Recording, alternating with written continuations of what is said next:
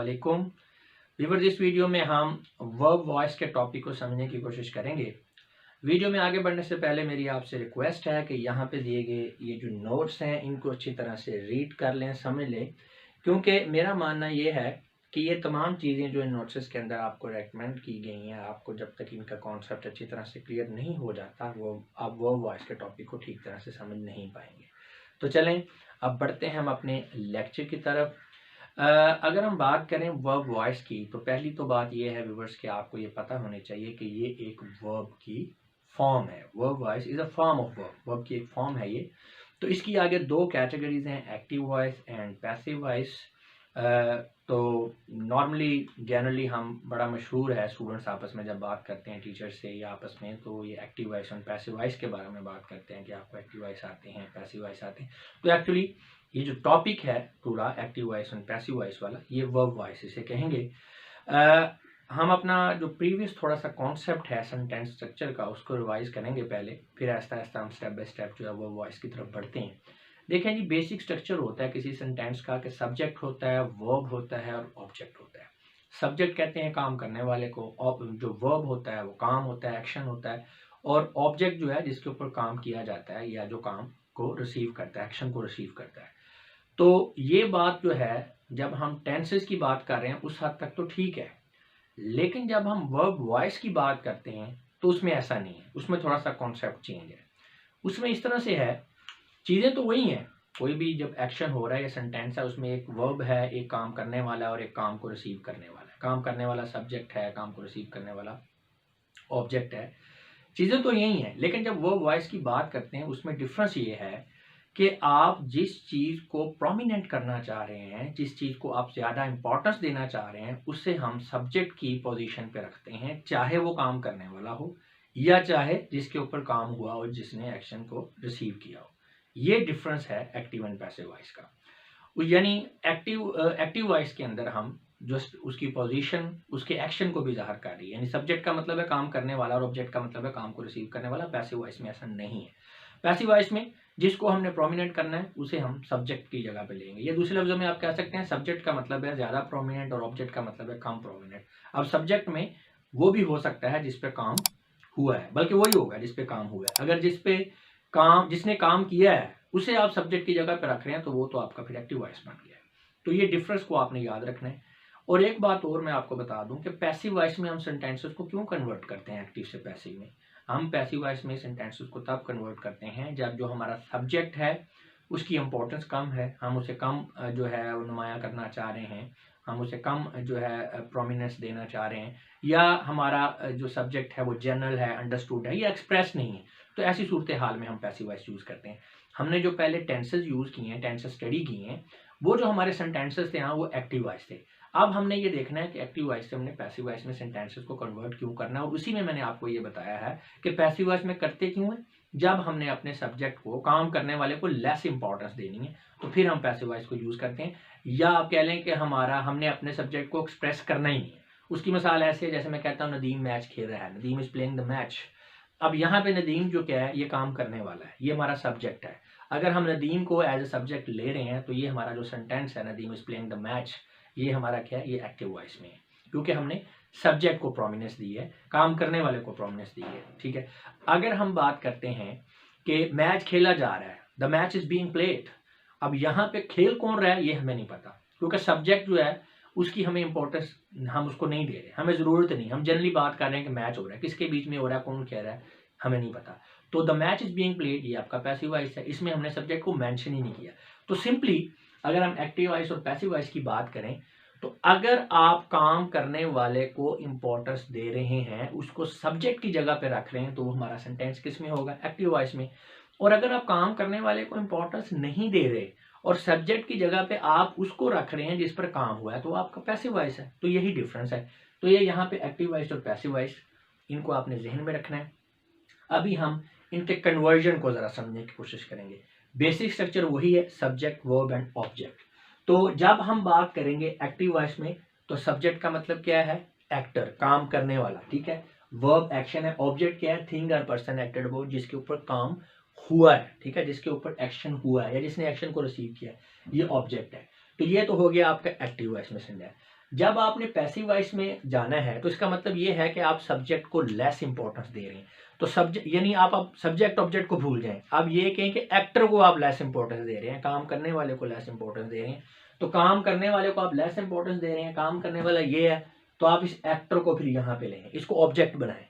और जिस पर काम हुआ है उसको आपने ज़्यादा इंपॉर्टेंस देनी है, तो फिर उसको आप सब्जेक्ट की जगह पे ले आए। तो यहाँ पे मैंने लिख भी दिया है ग्रीनिंग के साथ ब्रैकेट्स में।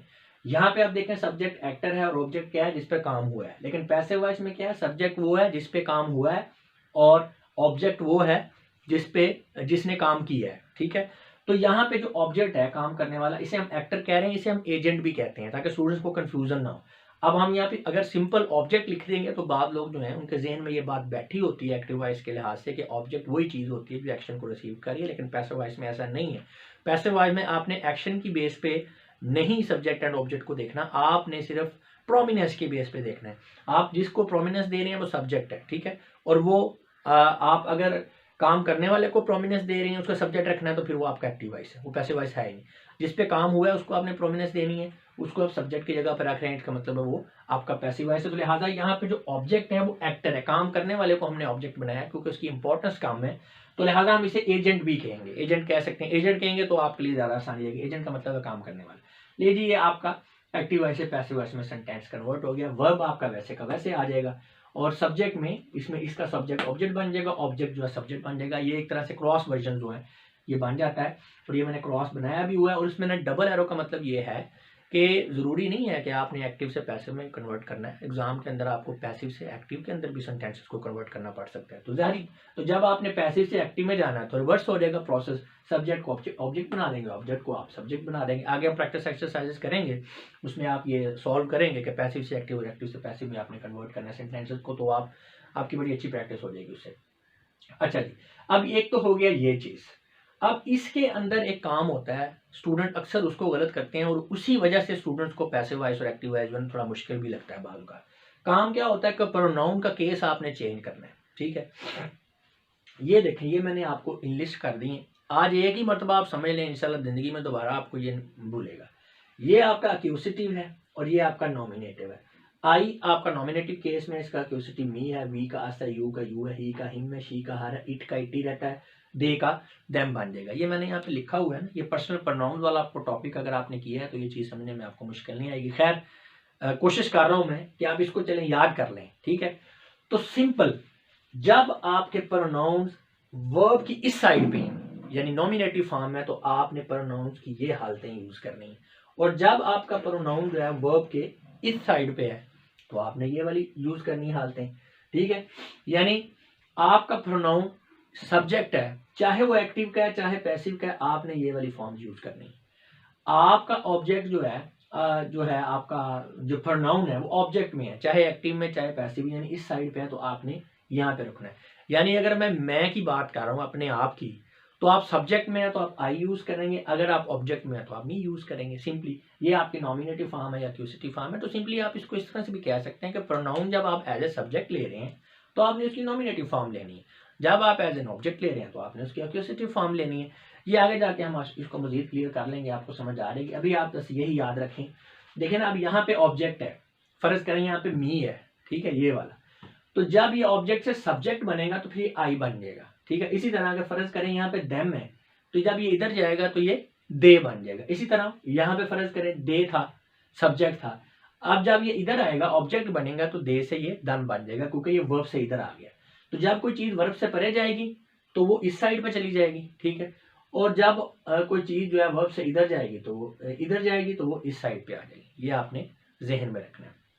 उसका याद रखने का यही है कि वर्ब को सेंटर में ले जाएं।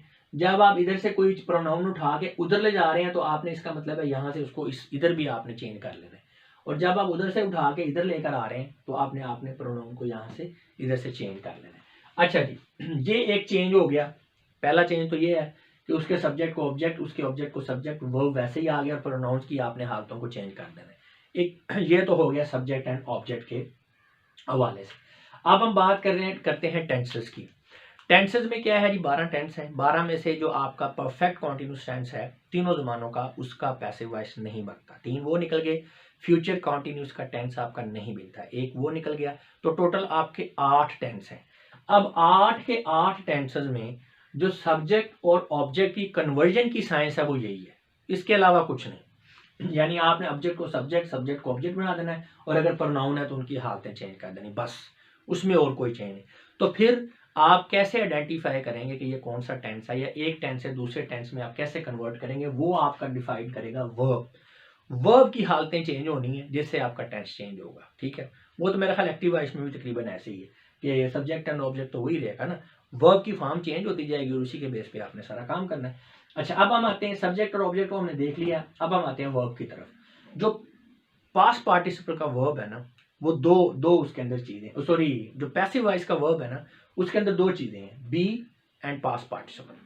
और अब मजे की बात यह है कि पास्ट पार्टिसिपल 8 के 8 टेंसों में ही सेम रहेगा, उसमें वो आपकी कोई चेंज नहीं आना। यानी 8 के 8 टेंस हैं, उसमें जो आपका मेन वर्ब है उसकी जो हालत है वो क्या है, वो पास्ट पार्टिसिपल ही रहेगी। लेकिन ये तो मसला हल हो गया। अब पीछे क्या रह गया, बी। तो बी की फॉर्म्स चेंज होनी है। इसका मतलब ये है कि पैसिव वॉइस में जब हम एक टेंस से दूसरे टेंस में मूव करते हैं तो सेंटेंस सारे का सारा सेम रहता है सिवाय इसके ये बी की फॉर्म के। बी की फॉर्म को हमने याद करना है, हमें टेंस याद हो जाएंगे। अच्छा, बी की फॉर्म्स की बात करें तो वो क्या है, is, am, are, was, were, has, have, had, will, shall, ये इसकी फॉर्म है। अब इसको हमने डिवाइड किया सबसे पहले टाइम के लिहाज से, जमाने के लिहाज से, प्रेजेंट, पास्ट एंड फ्यूचर में। तो अगर इसमें से हम प्रेजेंट को अलहदा करें तो is, am, are, has, have बनता है। पास्ट को अलहदा करें इनमें से तो वॉज, वर और हैड बनता है। अगर फ्यूचर को अलहदा करें तो शैल और विल बनता है। ले जी, हमने अब इनको जमानों में तकसीम कर लिया। अब जमानों में फिर आगे हमने इसको सिंगुलर और प्लूरल में तकसीम करना है। अब प्रेजेंट का सिंगुलर जो है इनमें से एम, इज और हैज है, और प्लूरल में क्या है, आर और हैव है, ठीक है। और यहाँ पे पास्ट में अगर बात करें तो सिंगुलर में वॉज और हैड है, और प्लूरल में वर और हैड। हैड जो है वो तमाम सब्जेक्ट्स के साथ आता है, सिंगुलर प्लूरल से उसको फर्क नहीं पड़ता। इसी तरह विल और शैल जो है ये सिंगुलर प्लूरल से चेंज नहीं होते, तो लिहाजा उनको नहीं है। यहाँ दोनों में है कि इनमें सिंगुलर और प्लूरल डिफरेंट है, इसमें सिंगुलर प्लूरल की वर और वॉज के लिहाज से फॉर्म चेंज होती है। आपका जो एम है सिंगुलर में आई के साथ यूज होना है। इज आपका ही, शी, इट और सिंगुलर नाउन के साथ यूज होना है। हैज जो है ये भी ही, शी, इट और सिंगुलर नाउन के साथ यूज होना है। प्लूरल में अगर आ जाए तो आर आपका यूज होगा वी के साथ, दे, यू के साथ, प्लूरल नाउन के साथ। और इसी तरह हैव जो है ये भी आपका ये यूज होगा आई, वी, दे, यू और प्लूरल नाउन के साथ। यहाँ पे अगर वॉज में आ जाए ही, शी, इट और सिंगुलर नाउन, वर जो है ही, वी, ये, यू, दे और प्लूरल नाउन, और हैड जो है ये ऑल सब्जेक्ट्स। ले जी, ये हमने बी को समझ लिया। अब हमने इसका मतलब है जब भी किसी सेंटेंस का, किसी भी टेंस का हम पैसिव वॉइस का सेंटेंस लिख रहे हैं तो उसमें ये तो अंडरस्टूड चीजें होंगी, वर्ब की पास्ट पार्टिसिपल भी। तो बी की फॉर्म को हमने डिसाइड करना है, सिलेक्ट करना है कि हमने कौन सी जो है वो चूज करनी है। अब उसमें चूज कैसे करनी है वो हमारे पास ये फॉर्मूलाज है, इनको जरा देख लेते हैं, और फिर ये वाले सारा जो अभी तक हमने स्टडी किया उसकी बेस पे हम यहाँ पे 1 by 1 डिफरेंट सेंटेंसेस को कन्वर्ट करके देखेंगे। अच्छा जी, अब अगर हम बात करें प्रेजेंट इंडेफिनिट की, तो इसमें पहले तो जनरल सेंटेंस का स्ट्रक्चर मैं आपको एक दफा फिर रिवाइज कर रहा हूँ। देखिए, सब्जेक्ट वही रहेगा, ऑब्जेक्ट, यानी तमाम टेंसेस में सब्जेक्ट तो चेंज नहीं होना, ना ऑब्जेक्ट चेंज होना, ना बाय। अच्छा, बाई भी लगता है, बाई रिलेट करने के लिए ऑब्जेक्ट को कि ये काम उसने किया है, जो एक एक्शन हो रहा है उसको, जो आपका सब्जेक्ट है उससे रिलेट करने के लिए हम बाई यूज करते हैं कि उसने ये काम किया। तो यहाँ पे लिखा हुआ मैंने ये बाई भी यहाँ पे यूज होगा। तो ये आपका सब्जेक्ट है, आपका ऑब्जेक्ट है, ऑब्जेक्ट के साथ बाई लगा हुआ है, और पास्ट पार्टिसिपल, ये चीजें चेंज नहीं होनी, तो ये सेम ही रहेंगी। चेंज क्या हो रहा है, बी चेंज हो रहा है, तो बी की फॉर्म्स को हमने याद कर लेना, तो वो मैंने लिख दी है। अच्छा, यहाँ पे आप प्रेजेंट इंडेफिनिट और पास्ट इंडेफिनिट, इन दोनों को जरा पहले देखें, इनको हम कंपेयर करके स्टडी करेंगे तो इजी हो जाएगा। प्रेजेंट इंडेफिनिट और पास्ट, प्रेजेंट इंडेफिनिट में बी क्या है, इज, एम और आर है, और पास्ट इंडेफिनिट में क्या है, वॉज, वर। मतलब आप किसी भी सेंटेंस में उसके पर्सन और नंबर को देखते हुए आप या इज यूज करेंगे, एम यूज करेंगे, या आप आर यूज करेंगे। इसी तरह पास्ट इंडेफिनिट में या आप वॉज यूज करेंगे या वर यूज करेंगे। अच्छा जी, अब आप देख सकते हैं कि इनके साथ और इजाफी तौर पे कोई चीज नहीं लगी इन दो के साथ। बाकी जो आपके हैं टेंसेस उनमें ये जो आपका इज, एम, आर है, वॉज, वर, इस तरह जो भी है, इसके साथ बी लगा हुआ है, बीइंग लगा हुआ है और बिन लगा हुआ है, ठीक है। तो टोटल 8 आपके टेंस है। 8 में जो प्रेजेंट इंडेफिनिट है और पास्ट इंडेफिनिट है उसके साथ इजाफी कुछ भी नहीं लगा हुआ, ये याद रख लें। तो ये यहाँ पे इज, एम, आर है, और पास्ट इंडेफिनिट में क्या है, वॉज, वर है। अच्छा जी, अब हम आते हैं आगे।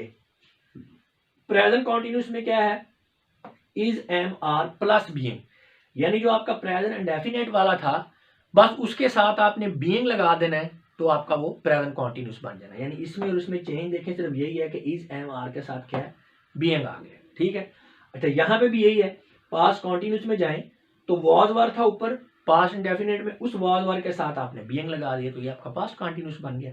अच्छा अब परफेक्ट में आ जाए, परफेक्ट में आप हैज लगाएंगे या आप हैव लगाएंगे। प्रेजेंट में आप हैज लगाएंगे या हैव लगाएंगे और साथ में आपका बिन आ जाएगा।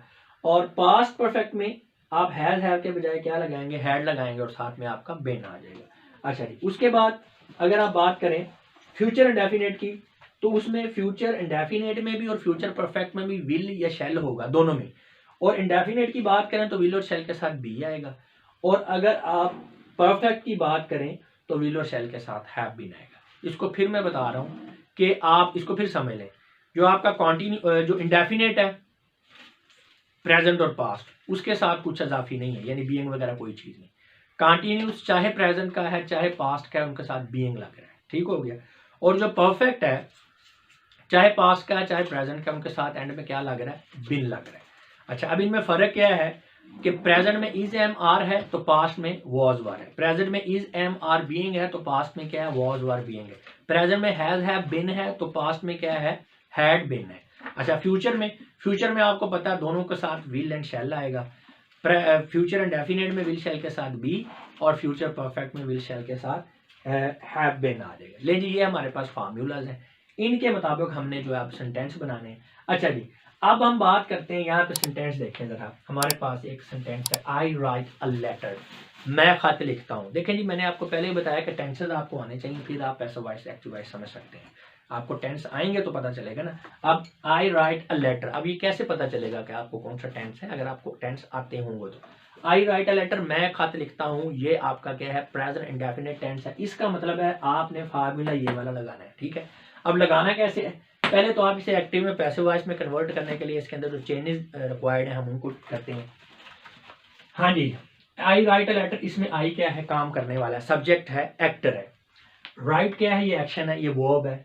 अ लेटर क्या है, ये थिंग एक्टेड अपॉन, यानी ऑब्जेक्ट है जिसके ऊपर काम हुआ है। अब हमने इस एक्टिव वॉइस के सेंटेंस को पैसिव वॉइस में जब कन्वर्ट करना है तो उसी तरह अब हम इसका मतलब है लेटर को इंपॉर्टेंस देना चाह रहे हैं। हमारे लिए जो काम करने वाला इतनी ज्यादा इंपॉर्टेंस नहीं रखता, इसलिए द थिंग एक्टेड अपॉन को हम सब्जेक्ट की जगह पे ले आए। अब यहाँ पे थिंग एक्टेड अपॉन ऑब्जेक्ट है, ये मैंने ऊपर लिखा हुआ है रेड इंक के साथ छोटा छोटा। इधर थिंग एक्टेड अपॉन जो है वो ऑब्जेक्ट है, पैसिव वॉइस में थिंग एक्टेड अपॉन क्या है, ये आपका सब्जेक्ट बन गया। ठीक है, अब ये अ लेटर आपका इधर आ गया। लो जी अब आपने जो काम करने वाला है उसे हमने लेके जाना है ऑब्जेक्ट की जगह पे, तो हम आई को इधर ले गए, एजेंट बना दिया इसको। ठीक है, काम करने वाला ऑब्जेक्ट की जगह पे। तो अब पहले ये आई क्या था, वर्ब से उस साइड पे था, वर्ब से उस साइड पे था तो आई था। अब हम वर्ब से इस साइड पे ले आए इसको, तो अब आई से ये क्या बन गया, मी बन गया, इसकी ये नॉमिनेटिव, यानी आई को हमने मी बना दिया। अगर आई करेंगे तो गलत है, और बाई जो है ये रिलेट करने के लिए हमने लिखना ही है, तो बाई आ गया। और अब हमारे पास क्या रह गया, वर्ब। अब वर्ब जो है ये डिसाइड करेगा कि भाई टेंस कौन सा है। तो उसमें ये तो हमें पता है कि सबके साथ ही पास्ट पार्टिसिपल है, तो इट्स ओके, आप राइट को रिटर्न बना दिया। ठीक है, ये वर्ब की पहली फॉर्म थी, पास्ट पार्टिसिपल है तो ये रिटर्न हो गया। अब ये जो दूसरा है ना बी, ये हमने देखना है कि ये हमने कौन सा लगाना है। तो चलें जी अब हम आ जाते हैं, ये हमारा प्रेजेंट इंडेफिनिट है। अब हम फार्मूले पे आते हैं। तो प्रेजेंट इंडेफिनिट में हमारे पास फार्मूला या इज लगाएगा या एम लगेगा या हमारे पास लगेगा आर। इज लगेगा, एम लगेगा या आर। इसका मतलब है यहाँ पे हमने या इज लगाना है या एम लगाना है या हमने आर लगाना है। अब कैसे पता लगेगा कौन सा लगाना है, सिंपल, हमारे पास अ लेटर क्या है, सिंगुलर है, एक बात। दूसरी बात, ये सेंटेंस कौन सा है, प्रेजेंट का। तो बी में जाएं आप, बी के सबसे पहले जाएंगे आप प्रेजेंट में, प्रेजेंट के बाद अ लेटर क्या है, सिंगुलर, तो प्रेजेंट के सिंगुलर में चले जाएं आप। ठीक है, यहाँ पे अब सिंगुलर में चले गए, उसने क्या है, यहाँ आप इज लगा सकते हैं या एम लगा सकते हैं या आर लगा सकते हैं। इसका मतलब है हैज तो लगेगा नहीं। हैज क्यों नहीं लगेगा, क्योंकि फार्मूले में उसने नहीं कहा कि आप हैज भी लगा सकते हैं, इसलिए जी हैज वाला चक्कर खत्म हो गया। अब मसला यह है कि आप एम लगाएंगे या आप इज लगाएंगे। अब कैसे पता लगेगा, एम लगना है जी आई के साथ और इज लगना है ही शी इट और सिंगुलर नाउन के साथ। अब यहाँ पे देखें, यहाँ पे आई है नहीं है, लेटर है, तो लेटर क्या है, सिंगुलर नाउन है, इसका मतलब है इज लगेगा। लेकिन इज लगा दिया, सेंटेंस हमारा कन्वर्ट हो गया। ये फिर बता रहा हूँ, थोड़ा सा कंफ्यूजिंग है नए बंदे के लिए, फिर बता रहा हूँ। देखिए जी, हमने सब्जेक्ट एंड ऑब्जेक्ट को चेंज कर लिया, पास्ट पार्टिसिपल लगा लिया। अब ये जो बी की फॉर्म है कैसे डिसाइड करनी है जी? सबसे पहले तो हम लिखेंगे क्या जी, देखेंगे फार्मूला। प्रेजेंट इंडेफिनिट का फार्मूला क्या है जी? इज, एम और आर है। तो यानी आपने इज में से, एम में से या आर में से, इन तीनों में से सिलेक्ट करना है कि आपने कौन सा लगाना है। ये तो कन्फर्म है, इन तीनों से अलावा नहीं हो सकता क्योंकि फार्मूला ये है। अब इन तीनों में से आपने आर लगाना है, एम लगाना है, इज लगाना है। ये कैसे पता लगेगा? ये बी का जो हमने ट्री बनाया है इसमें जाएंगे। यहाँ पे आप देखें, पहली तो बात है ये प्रेजेंट का है, लेकिन प्रेजेंट में चला जाए, प्रेजेंट इंडेफिनिट में, ठीक है। यानी प्रेजेंट इंडेफिनिट है तो प्रेजेंट का है, तो ये बी के आप प्रेजेंट में जाएंगे, फ्यूचर और पास्ट निकल गया, ठीक है। फिर इसको मैं बता रहा हूँ कि सबसे पहले अब हमने जब इसमें इज चूज करना है तो पहले देखें टेंस कौन था। टेंस क्या है? Present indefinite, is, am, are है। तो इसका मतलब है या इज लगेगा, एम लगेगा या आर लगेगा। अब हम आ जाए बी के ट्री में। अब ये सेंटेंस कौन सा है? प्रेजेंट है, ले जी प्रेजेंट में आ गए। अब इसमें सब्जेक्ट को देखें, ये सिंगुलर है या प्लूरल है? ले जी ये सिंगुलर है, ठीक है, ये सिंगुलर में आ गए। अब सिंगुलर में क्या है? एम है, इज है, हैज है, ठीक है। इन तीनों में से आप कोई भी यूज कर सकते हैं, लेकिन हमें फार्मूला क्या बता रहा है कि आप इज यूज कर सकते हैं, एम यूज कर सकते हैं, आर। तो इज और एम जो है यहाँ पे है, ठीक है, आर नहीं है। इसका मतलब है आर नहीं लगेगा। और इधर भी चूंकि फार्मूला हमें बता रहा है कि इज, एम या आर लगाएंगे, फार्मूला में हैज नहीं है, तो इसका मतलब है यहाँ पे हैज भी नहीं लगेगा, ठीक है। इसको फिर समझें कि यहाँ पे सिंगुलर में इम, हैज और हैज, एम, इज और हैज है, आर नहीं है, इसका मतलब है आर नहीं लग रहा, ठीक है। इसी तरह यहाँ पे इज, एम और आर है, हैज नहीं है, तो इसका मतलब है हैज भी नहीं लग रहा। यानी आपने कॉमन लेना है। कॉमन क्या है? कॉमन इसमें क्या है? एम और इज है, एम और, यहाँ पे भी एम और इज है, यानी जो कॉमन है वो आपने डिसाइड करना है। अच्छा जी, ये कॉमन हो गया।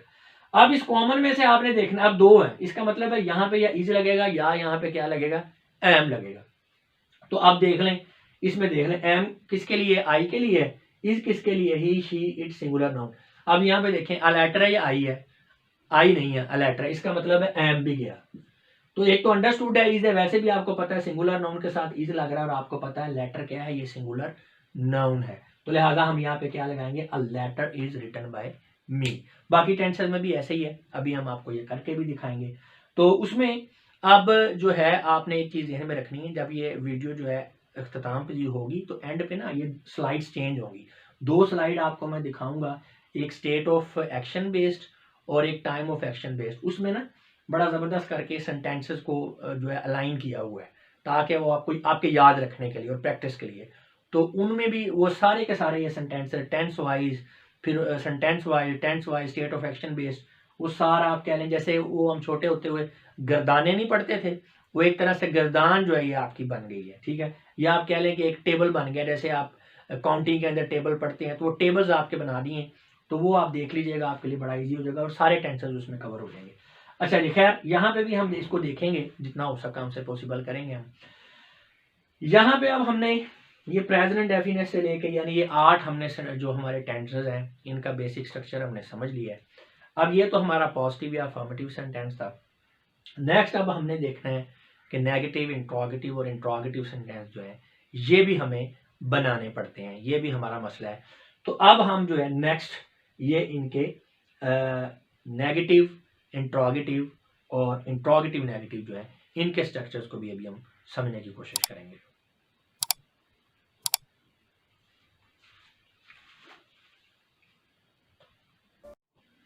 तो ये इंतहाई इजी है, अगर आपको बेसिक स्ट्रक्चर समझ आ गया है, ये वाला फार्मूला आपने याद कर लिया है और फार्मूले में ध्यान में रखना है आपने कि हमने बी की फॉर्म को याद करना है। तो अगर आपको ये याद आ गया है तो वेरी सिंपल, नेगेटिव इंट्रोगेटिव बनाना कोई मसला नहीं। उसमें मैं आपको एक ही मरतबा समझा देता हूँ। देखें, प्रेजेंट और पास्ट इंडेफिनिट जो है इनके साथ आगे कोई यानी बीइंग, बीन वगैरह इस तरह की कोई चीज़ नहीं लग रही। तो जब आपने इन दोनों टेंसेस को नेगेटिव बनाना तो सिंपली आपने इनके आगे नॉट लगा देना, यानी इज, एम, और के आगे नॉट लग गया और वाज, वर के आगे नॉट लग गया। ये आप देख सकते हैं, इज, एम, और, नॉट, वाज, वर, नॉट। बाकी जितने भी हैं उनके साथ जो आपका बी, बीइंग, बीन और जो आपका ऑक्सिलरी वर्ब आ रहा है उसके बीच में आपने नॉट लगा देना है। बस ये सिंपल आपकी इसी फार्मूले को आपने ज़हन में रखना है। ये देख सकते हैं आप यहाँ पे, अब प्रेजेंट और पास्ट में तो चूंकि कोई एडिशनल चीज़ है नहीं तो वहाँ पे फौरन नॉट लग गया। बाकी आप इनके सेंटर में इज एम और बीइंग के बीच में नॉट है, बिन और हैज हैव के बीच में नॉट है। इसी तरह नीचे भी वॉज वर और बीइंग के बीच में नॉट है, हैड और बीन के बीच में नॉट है, शेल और बी के बीच में नॉट है, और इसी तरह विल शेल और हैव बीन के बीच में नॉट है। सिंपल। अच्छा जी, अब जब हमने बनाना है इंट्रोगेटिव तो उसमें सिर्फ ये चेंज है कि ये जो नॉट है ना, इसको निकाल के इसकी जगह आपने सब्जेक्ट को रख देना है और आखिर में साइन ऑफ इंट्रोगेशन लगा देना। आप देख सकते हैं इज एम आर है और आगे क्या आ गया, सब्जेक्ट आ गया। ये मैंने पूरा कर दिया, वैसे पास्ट पार्टिसिपल बाय ऑब्जेक्ट और साइन ऑफ इंट्रोगेशन पूरा इसलिए किया है आपको कंफ्यूजन हो। तो बस जहां पे नॉट था, नॉट को निकालें और उसकी जगह आप सब्जेक्ट रख दें और एंड पे आपका क्या आ गया, साइन ऑफ इंट्रोगेशन। नहीं जी, आप देख सकते हैं सारा। अब इसी को देख लें, हैड नॉट बीन है, यहाँ पे नॉट लगा दिया तो यहाँ पे क्या आ गया, हैड सब्जेक्ट बीन। देख सकते हैं had subject been past participle by object और एंड पे क्या, साइन ऑफ इंट्रोगेशन। ये हो गया। अब आपने बनाना है इंट्रोगेटिव नेगेटिव। तो वेरी सिंपल, ये जो आपने सब्जेक्ट बनाया है इसके साथ आपने क्या लगा देना है, नॉट लगा देना। या यहाँ पे कह लें कि ये इज एम और ये आपका नेगेटिव था तो ये नॉट से पहले आपने सब्जेक्ट लगा देना। तो ये आपका क्या है जी, ये आपका इंट्रोगेटिव बन गया। इसको आपने एक और तरह से भी याद कर लेना है कि जब आपने इंट्रोगेटिव नेगेटिव सेंटेंस बनाना है तो नॉट सब्जेक्ट के बिल्कुल साथ नहीं लगेगा, सब्जेक्ट के फौरन बाद नॉट लगेगा, बाकी चीजें एंड पे लगती रहेंगी। ठीक है। और इंट्रोगेटिव का तो आपको पता है कि हमने जो वर्ब है या हेल्पिंग वर्ब है उसको हमने सब्जेक्ट से पहले लाना होता है। तो यहाँ पे मैंने इसको और इजी कर दिया है कि आपने जनाब ये जो ग्रीन कलर वाला और जो ब्लैक वाला है उसके बीच में आपने नॉट लगाना है। ठीक है। और प्रेजेंट और पास्ट इंडेफिनिट के अलावा उनके बाद फौरन लग जाएगा। और जब आपने इसको इंट्रोगेटिव में करना है तो नॉट निकाल के आपने यहाँ पे सब्जेक्ट लगा देना है। और जब आपने इंट्रोगेटिव नेगेटिव लगाना है तो नॉट वैसे ही होगा, नॉट से पहले आप सब्जेक्ट लगा देंगे। ये मैंने नीचे एक ही फार्मूला लिख दिया ताकि आपको समझ आ जाए कि ये आपका इज एम आर वाज वार यानी जितने भी आपके हेल्पिंग वर्ब्स हैं ये होंगे, साथ में सब्जेक्ट होगा, साथ में नॉट होगा, प्लस ये वाला आपका बी हैविंग बीन वगैरह पास्ट पार्टिसिपल बाय और साथ में ऑब्जेक्ट और साइन ऑफ इंट्रोगेशन। ले जी, ये आपका जो है चीज़ें क्लियर हो गई हैं। अभी हम डिफरेंट सेंटेंस जो टेंसेज हैं उनके सेंटेंस को देखेंगे। एक मरतबा फिर मैं आपको रिवाइज कर दूं ताकि आप भूलें ना सेंटेंस आपने बनाना कैसे है। कि ये आपका एक्टिव वॉइस है, ये पैसिव है। एक्टिव वॉइस के सब्जेक्ट को आपने ऑब्जेक्ट कर देना है पैसिव वॉइस में, और एक्टिव के ऑब्जेक्ट को सब्जेक्ट कर देना है। वर्ब आपका वैसे ही आ जाएगा। ठीक है। और अगर वहाँ पे प्रोनाउंस हैं तो उनकी आपने हालतें चेंज कर लेनी है इस टेबल को देखते हुए। बी जो है, बी के साथ जो पास्ट पार्टिसिपल है वो वैसे ही आएगा सब में। बी की फॉर्म को आपने टेंस के हिसाब से देख लेना है। ये बी का ट्री है, फ्यूचर प्रेजेंट और पास्ट, और उसमें आगे सिंगुलर और प्लूरल के लिहाज से हमने डिवाइड किया है। जब आपने कोई सेंटेंस कन्वर्ट करना है तो आप देखें वो टेंस कौन सा है, प्रेजेंट है, पास्ट है, फ्यूचर है, कौन सा है, उस टेंस में जाएं, उसका फार्मूला लें। ठीक है। जो भी फार्मूला आ गया उसके बाद आप उसका देखें बी के अंदर कि वो प्रेजेंट में है, पास्ट में है, फ्यूचर में है। यहाँ से आप प्रेजेंट, पास्ट और फ्यूचर में जो भी है वहाँ चले जाएं। उसके बाद आपने देखना है वो सिंगुलर और प्लूरल है। सिंगुलर या प्लूरल जो भी है, आपने जो फार्मूले से बी की फॉर्म्स ली हैं और यहाँ से जो फॉर्म्स ली हैं उनमें से आपने जो कॉमन है उसको देखना है, दूसरे को छोड़ देना है। और कॉमन में से फिर आपने डिसाइड करना है। वो डिसाइड कैसे करेंगे, आप इसको देखेंगे कि ये नाउन है, ये सिंगुलर है, ये प्लूरल है, कौन सा पर्सन है, और यहाँ पे ये मैंने मेंशन किया हुआ है। तो इसकी मदद से देख के आप यहाँ पे बी की फॉर्म लगा देंगे। अभी हम सेंटेंसेस को करते हैं, कन्वर्ट करके मैं आपको दिखाता हूँ तो आपको पता चल जाएगा। देखें जी 8 टेंस हैं, ये 8 के 8 टेंस यहाँ पे लिखे हैं। अभी हम इनको कन्वर्ट करेंगे। I write a letter is written by me, ये तो मैंने अभी कर दिया है। ठीक है। इसको मेरा ख्याल दोबारा करने की जरूरत नहीं। You are writing a letter, तो यू आपका आ गया जी इधर। तो यू की फॉर्म आपको पता है सेम ही है, चेंज नहीं होती। यहाँ से देखें तो यू है, इसके साथ बाय भी आ गया। राइट से हमने क्या बना दिया, रिटन पास्ट पार्टिसिपल आ गया। अ लेटर आपका था वो इधर चला गया। तो यहाँ पे मैंने लिखा हुआ है कि noun as it is, noun की तो जो हालत है वो चेंज नहीं होती। तो यहाँ पे ये अ लेटर है तो इधर भी वो अ लेटर आ गया। अब हमने यहाँ पे देखना है कि अब यहाँ पे हमने बी की फॉर्म कौन सी यूज करनी है। तो कैसे पता चलेगा, अब ये हमारा you are writing a letter, ये है हमारा प्रेजेंट कॉन्टिन्यूस। तो प्रेजेंट कॉन्टिन्यूस में जाएंगी। अब इसमें इज एम आर बीइंग है, इज एम आर बीइंग। तो अब इसी तरह अ लेटर है, ये आपका प्रेजेंट में है, इसका बी की फॉर्म में आप प्रेजेंट में जाएंगे। ठीक है। और प्रेजेंट में अ लेटर क्या है, सिंगुलर है, तो आप सिंगुलर में जाएंगे। ठीक है। तो अब देख लें यहाँ पे is am are plus being है, तो कॉमन क्या है आपका इसमें, इज और एम कॉमन है। और ये चूंकि एक सिंगुलर नाउन है तो लिहाजा यहाँ पे इज आएगा। तो is being, a letter is being written by you. ले जी आपका सेंटेंस जो कन्वर्ट हो गया। स्टार्ट में आपको थोड़ा सा कंफ्यूजन लग सकता है नए लोगों को स्पेसिफिकली। तो आप जब इसको 2-4 मरतबा खुद से देखेंगे, एनालाइज करेंगे, इसका स्क्रीनशॉट ले लें, इसको देखते रहें, आपको समझ आ जाएगी ऐसा ऐसा। और जब आपकी प्रैक्टिस बहुत ज़्यादा हो जाती है ना, तो उसका मतलब ये नहीं है कि जब भी आपने एक्टिव से पैसे में कन्वर्ट करना है तो आप ये सारे इतनी ज़्यादा प्रोसीजर में से गुजरेंगे, ऐसा नहीं है। वो तो फिर स्पॉन्टेनियसली आपसे होता जाएगा। ये स्टार्ट में है, चीज़ों को समझने के लिए, ठीक है ना। जब आपकी प्रैक्टिस हो जाती है फिर तो आप नॉर्मल रूटीन में एक्टिव पैसिव फिर चलता रहता है, फिर आपको इतना सोचना नहीं पड़ता। और वैसे भी जब हम कोई ऐसे लिखते हैं, जब हम कोई स्टोरी लिख रहे हैं, नरेशन है, कोई आंसर दे रहे हैं, तो हम उसे पैसिव वॉइस में लिखते हैं, एक्टिव में बहुत कम लिखते हैं। अच्छा जी, तो अब इसी तरह यहाँ पे दे हैव रिटन लेटर, दे यहाँ से देम बन गया, ठीक है। ये देखें वो दे है, तो दे से ये इधर जब इधर आ गया देम बन गया, अ लेटर इधर चला गया, राइट से रिटन बन गया। अब ये हमने डिसाइड करना है, कर लेते हैं जी। प्रेजेंट परफेक्ट है, कहाँ है प्रेजेंट परफेक्ट? इसका मतलब है प्रेजेंट परफेक्ट में ये क्या है, हैज और हैव लगेगा और साथ में बिन लगेगा। तो बिन तो अब लगना ही लगना है, ठीक है। तो यहाँ पे बिन लगा दिया। अब हमने डिसाइड करना है हैज या हैव। तो ये प्रेजेंट का है तो प्रेजेंट में चले गए, ये प्रेजेंट में चले गए। और प्रेजेंट में कहाँ जाना है, सिंगुलर में, क्योंकि लेटर सिंगुलर है। अब सिंगुलर में क्या है, एम इज और हैज है, एम इज और हैज है। यहाँ पे क्या है, हैज हैव और बिन है, ठीक है। यहाँ पे आपको मैं लिख भी देता हूँ। वहां पे हमने क्या देखा है, एम इज और आर, ये है सॉरी एम इज और हैज, एम इज और हैज है, ये आपके फार्मूले में है, एम इज और हैज। ये देखें यहाँ से एम इज और हैज और साथ में हैव भी है, ठीक है। एम इज हैज हैव, ये हमें फार्मूले से पता चल गया। अब बी की फॉर्म में क्या है, एम इज और हैज है, एम इज और हैज है, एम इज और हैज है। इसका मतलब ये है कि सॉरी गलत हो गया मुझसे, प्रेजेंट परफेक्ट का आप देखें क्या है फार्मूला, हैज हैव प्लस बिन है जी। हैज हैव और साथ में क्या है, बिन है। बिन आपका वैसे ही आ जाएगा। इसका मतलब है मसला रह गया हैज हैव का। चलें अब यहाँ पे आए, प्रेजेंट प्रेजेंट सिंगुलर में क्या है, इम हैज और इम सॉरी एम इज और हैज है जी, एम इज और हैज। अब कॉमन देखें, कॉमन ये बन रहा है, हैज बन रहा है, ठीक है, हैज। तो अब हैज में देखें आप, चूंकि ये सिंगुलर नाउन के साथ हैज लग रहा है, तो लिहाजा यहाँ पे अ लेटर के साथ आपका क्या लगेगा, a letter has been written by them. तो उम्मीद है कि आपको समझ आ गई होगी। बजाय इसके कि मजीद मैं आपका टाइम वेस्ट करूं, आई थिंक कि आप खुद इसको बना लेंगे। और इसमें ये फ्यूचर का बड़ा इजी है।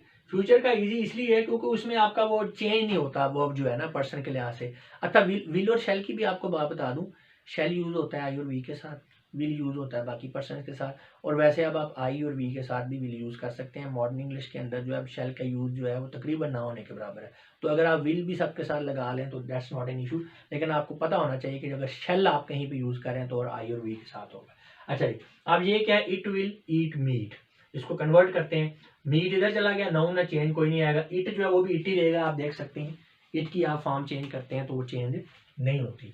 इट आ गया, बाई आ गया, ईट से इटन बन गया। अब हमने ये देखना है कि इसके साथ हमने वर्ब की फॉर्म कौन सी लगानी है। तो वो सिंपल है, फ्यूचर इंडेफिनिट है। तो आप फ्यूचर इंडेफिनिट में जाएं तो उसमें विल होगा या शेल होगा और साथ में बी है। अब विल और शेल वैसे ही है और साथ में इसके चूंकि सिंगुलर प्लूरल के साथ ये चेंज नहीं हो रहा, तो सिंपली आपने साथ में विल बी लगा देना, यानी ये इजी, सबसे इजी। परफेक्ट में क्या है, बिल्कुल उसी तरह ये दे से देम बन गया और अ लेटर स्टार्ट में आ गया, रिटर्न वैसे ही आ गया क्योंकि पास्ट पार्टिसिपल है वहां पे भी। अब हमने यूज करना है कि देखना है कि इसमें हमने बी की फॉर्म कौन सी लगानी है। फ्यूचर परफेक्ट में जाएं तो क्या है, विल या शैल हैव बीन है, तो लिहाजा ये हमने विल लगा दिया और हैव बीन वैसे लगा दिया। तो ये आपका जनाब एक्टिव से पैसिव में सेंटेंस आपका कन्वर्ट हो गया। अब हम अगर आ जाएं नेगेटिव इंट्रोगेटिव और इंट्रोगेटिव नेगेटिव, तो वेरी सिंपल, वो जैसे मैंने आपको बताया। अब आपने नेगेटिव बनाना है तो ये प्रेजेंट इंडेफिनिट और पास्ट इंडेफिनिट में ये राइट जो यहाँ पे रिटन से यानी इज के बाद a letter is not written by you, और पास्ट इंडेफिनिट में क्या, a letter was not written by you, इनमें है।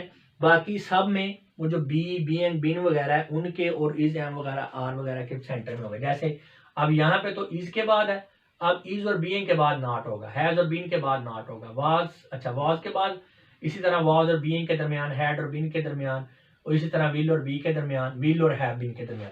तो आप देख सकते हैं इनमें सब में ऐसे ही है, ठीक है। इसी तरह आपने इंट्रोगेटिव बनाना है, तो इंट्रोगेटिव में अब क्या हुआ है कि यहाँ पे आपका सब्जेक्ट जो है ये कहाँ पे आ गया है, ये अब आपका नॉट की जगह पे आ गया, यानी आप इसमें अ लेटर जो है इसको उठाया इज और रिटन के बीच में ले गए, तो देख सकते हैं is a letter written by them. इसी तरह यहाँ पे देख लें, अ लेटर जो है इसको उठाया इज और बीइंग के बीच में ले गए, अ लेटर जो है is a letter being written by you, यानी वो जो मैंने फॉर्मूले बताए हैं बिल्कुल उनके मुताबिक आपने देख लेना है, ठीक है।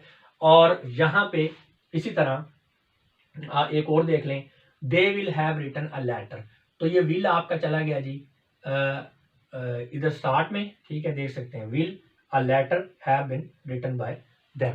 अच्छा इंट्रोगेटिव नेगेटिव बनाना है, तो वो आपको मैंने बताया ही है, जब इंट्रोगेटिव नेगेटिव में आपने नॉट लगाना है तो नॉट आपने सब्जेक्ट के साथ में रखना है, तो यहाँ पे आप देख सकते हैं इज अ लेटर, अब लेटर आपका सब्जेक्ट है तो नॉट इसके साथ लग रहा है सबके साथ, स्टार्ट में आपका हेल्पिंग वर्ब भी आ गया और नॉट आपका इन सबके साथ लग रहा है, आखिर में आपने साइन ऑफ इंट्रोगेशन यूज करना है, ये आपको पता ही है।